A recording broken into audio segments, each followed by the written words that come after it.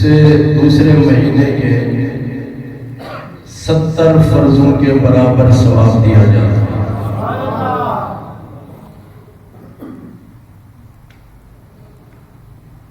اور یہ بھی بتایا گیا کہ اگر کوئی شخص کسی روزے دار کا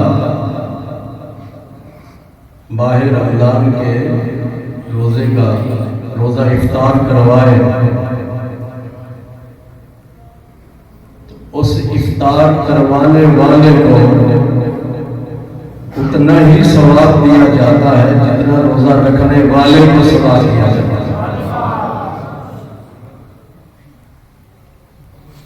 آپ لوگ ماہ رمضان میں اللہ کی توفیق سے روزہ رکھتے ہیں تو یہ نہ سمجھیں کہ آپ کو ایک روزے کا ثواب دیا گیا، ایک روزے کا ثواب نہیں بلکہ دوسرے مہینے کے 70 نفلی روزوں کے برابر ثواب دیا جاتا ہے۔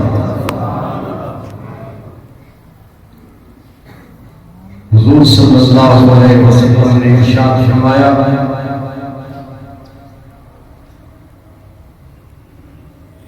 کہ یہ نہ کہا کرو کہ رمضان آیا اور رمضان چلا گیا، بلکہ یہ کہا کرو کہ ماہ رمضان آیا اور ماہ رمضان چلا گیا۔ کیوں؟ اس لیے کہ رمضان اللہ کا نام ہے،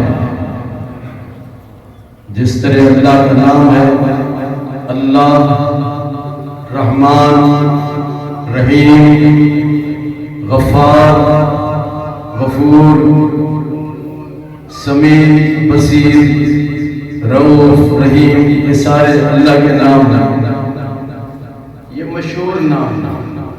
اور کچھ اللہ کے نام ہیں غیر مشہور، ان غیر مشہور ناموں میں سے اللہ کا ایک نام رمضان ہے، یہ بھی میں نے بتایا۔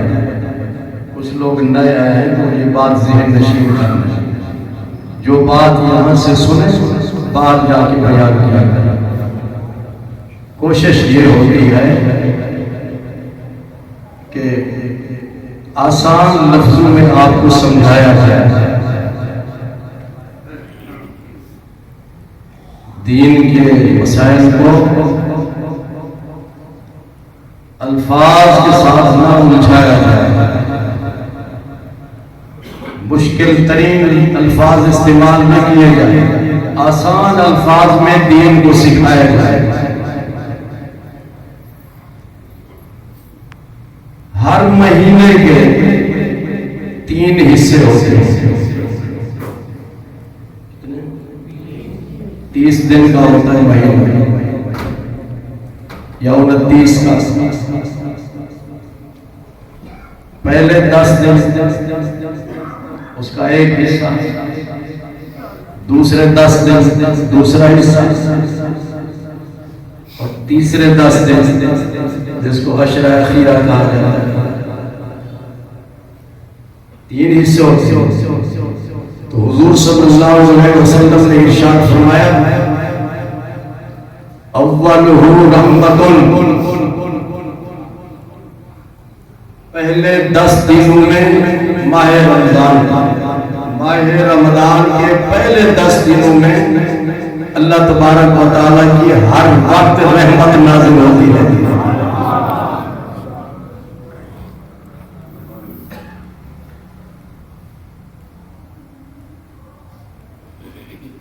دن کے کتنے گھنٹے ہوتے ہیں؟ رات بھی ساتھ شامل ہوتی ہے۔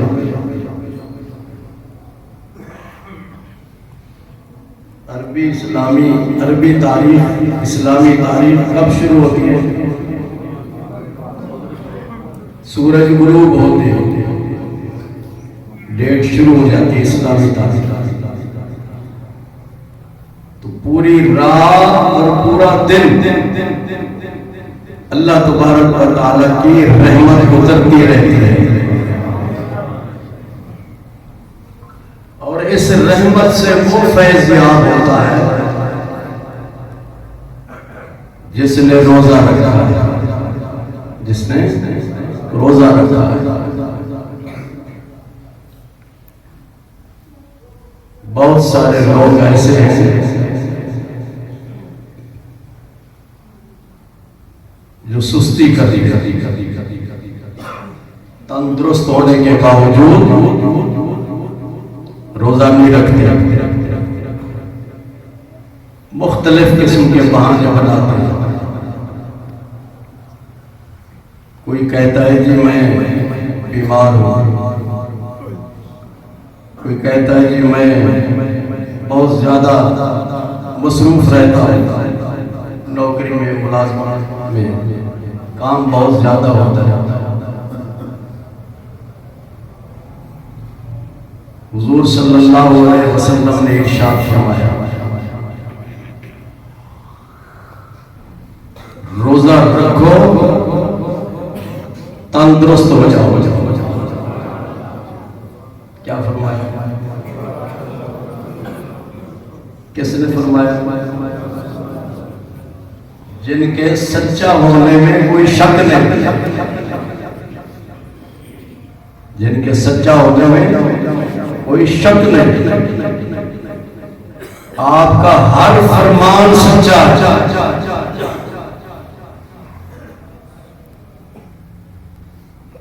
آپ کی کسی بات میں کوئی شک نہیں ہے، کیونکہ آپ سچے ہیں۔ ارشاد فرمایا روزہ رکھو تندرست ہو جاؤ۔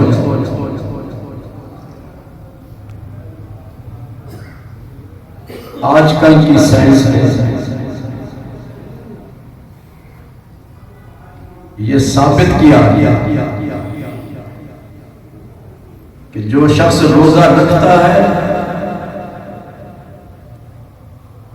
پورا ماہ رمضان کا مہینہ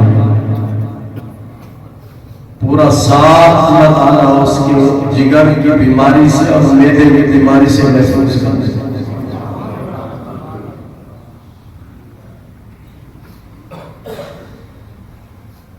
انسان کے اندر جو بیماریاں جنم لیتی ہیں اس کی بنیادی وجہ جگر کی خرابی اور معدے کی خرابی۔ ہم نے حضور صلی اللہ علیہ وسلم کی تعلیمات کو نظر انداز کر دیا۔ آپ نے کھانا کھانے کے آداب بھی بتایا، کتنا کھانا چاہیے اور کیا کھانا چاہیے یہ بھی آپ نے بتایا۔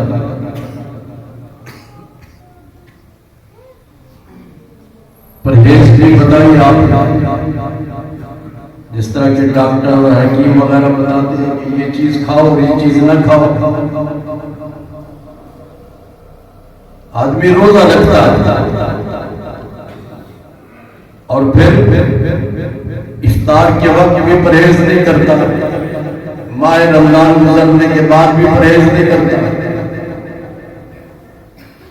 اور حضور صلی اللہ علیہ وسلم کی کھانے کے بارے میں جو تعلیمات ہیں ان پر عمل نہیں کرتا، تو اسے کیا فائدہ حاصل؟ آقا کریم صلی اللہ علیہ وسلم نے ارشاد فرمایا، بٹ جی ریحان بٹ، روزہ رکھو تندرست ہو جاؤ، اور اس کا بنیادی فائدہ ہے جگر بھی ٹھیک ہوتا ہے اور معدہ بھی اس سے ٹھیک ہوتا ہے،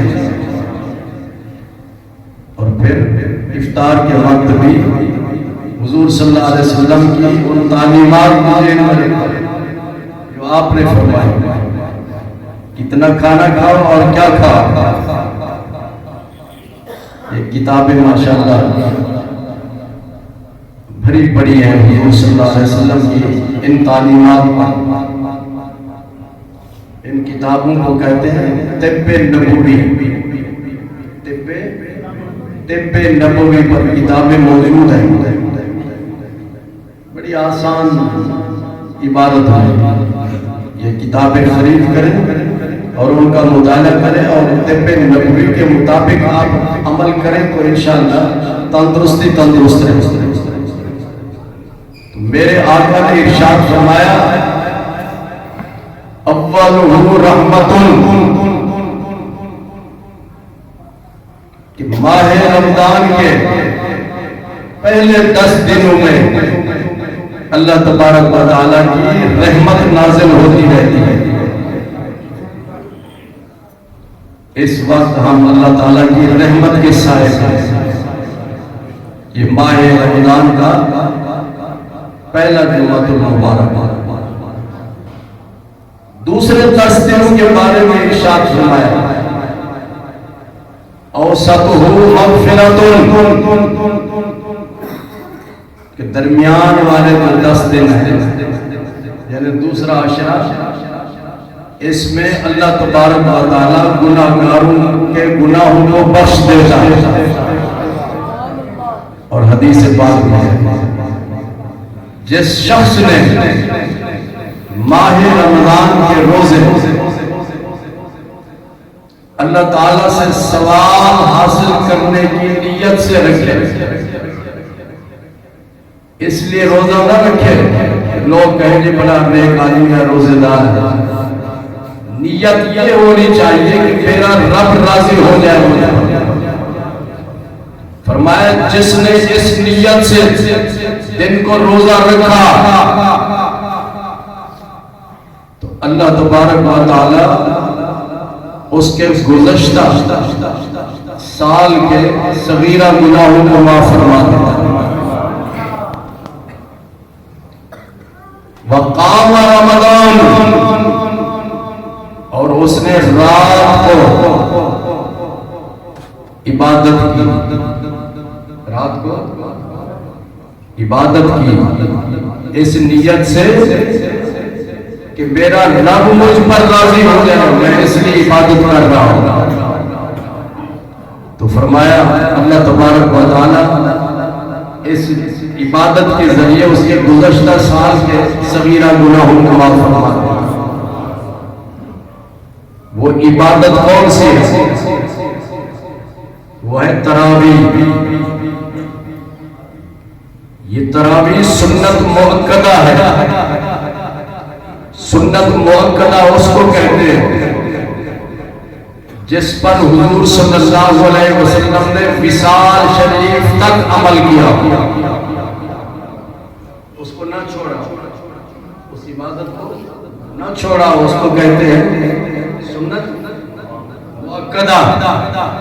اور وہ تراویح حضور صلی اللہ علیہ وسلم نے جب تراویح پڑھی تو علیحدہ پڑھی، جماعت نہیں کروائی.